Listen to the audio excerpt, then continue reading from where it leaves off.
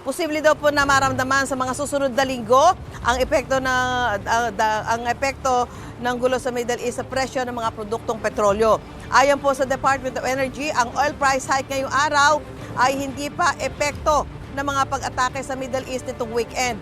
Pinangangambahang posibleng 2 piso kada litro na ang taas sa presyo ng mga oil products sa mga susunod na linggo.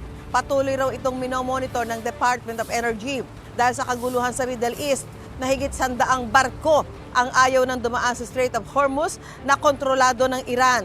Doon dumaraan ang lahat ng langis mula sa iba't ibang bansa na 20% ng supply sa mundo. Dahil sa patuloy na palitan ng pag-atake ng Iran at pagsanib puwersa ng Israel at Amerika, tinamaan ng drone ng Iran ang isa sa oil refinery sa Saudi Arabia. Isinara na ito ng kumpanyang Aramco na tumatayong critical export terminal para sa krudo ng Saudi Arabia. Gusto mo bang mauna sa mga balita? Mag-subscribe na sa GMA Integrated News sa YouTube at tumutok sa unang balita.